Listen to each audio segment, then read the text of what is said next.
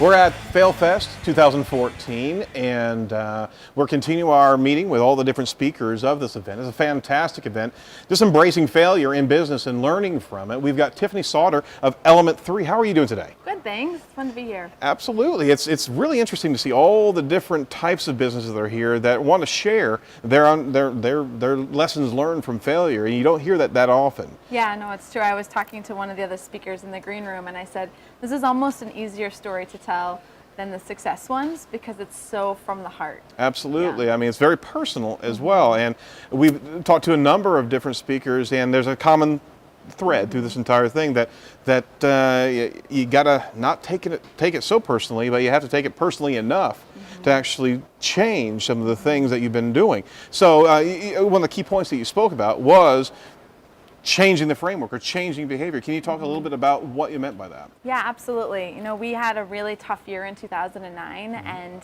I shared with the audience that I had just had my first baby, and it would be a very socially acceptable time to walk away from my business, to say, you know, I've had my first child, I think that I'm going to just stop. And I realized that I was probably going to be walking away from one of the biggest learning experiences of my life if I chose to do that. So what I decided I needed to do if I was going to figure out how to do all of these things, be a wife and a mom and also a business owner, is to get very intentional about the way I spent my time. And so I made a rule for myself that I could only spend time with people that I believed could teach me something or spend money with me. Fantastic. And it, you know, you sort of don't want to be a bitch, if I can say that on camera. No problem. But I realized that if I was to get where I needed to go, that I had to be really intentional about protecting what I wanted. And protecting your time. Yeah. Yeah, absolutely. Yeah. So, I mean, you're setting rules for yourself, and that's one of the, what we're seeing as well as people talk about their failures, they're also looking at developing processes in which they can learn from those failures.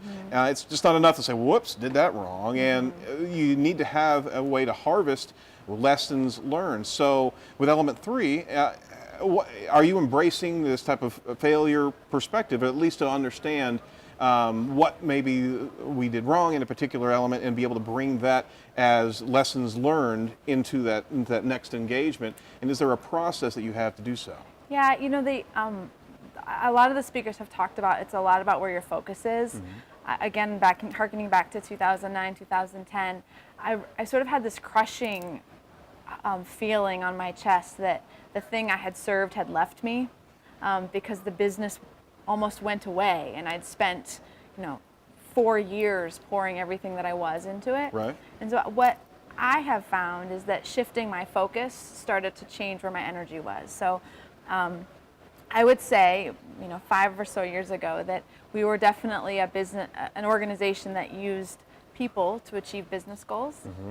And today I think we are much closer to becoming a business that works to achieve people goals.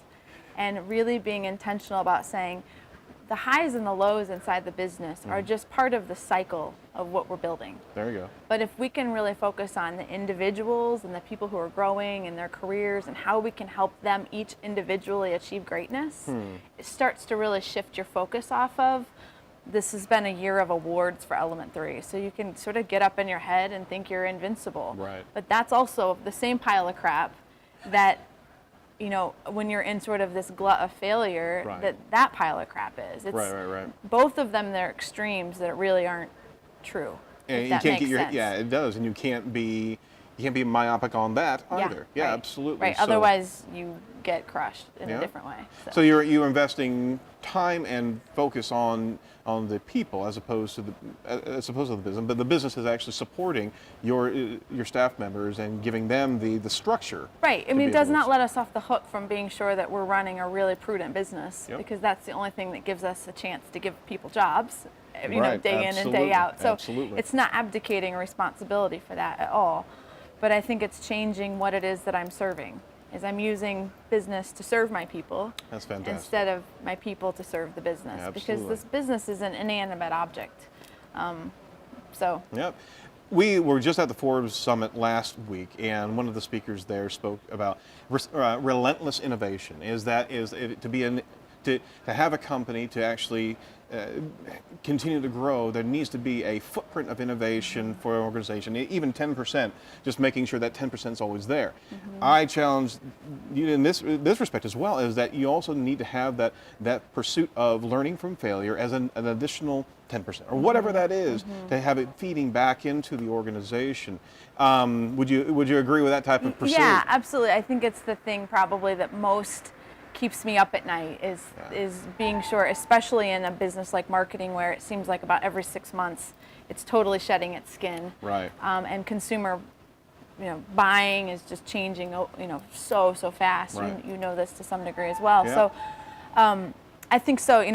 We've talked recently at Element 3 about where are our prototypes, where are the things that we're innovating, and where are the pieces where inside client relationships or inside how we're serving our clients, where we're breaking away from maybe standard process and beginning to prototype, and what can we learn from there? Yep. And sort of begin rolling it back into constantly standard incubate fare. that piece of it. Last question. You come from Eli Lilly, and inside Eli Lilly, there was a nature of learning processes from failures. I mean, that's part of the culture, that's part of the process. Transitioning into a marketing agency where failure could literally mean the demise of a company, how were you able to make that transition, or how? That's a tough jump. It really is. Yeah, I grew up in a crazy household. My dad is an entrepreneur, so I grew up around a lot of business. Yep. And we had businesses as young kids, and he was really passionate about teaching us financial literacy. So our friends were on payroll. He made us do taxes, like all this kind of crazy stuff. And then you get into an organization like Lilly and see sort of how mature it is. Right.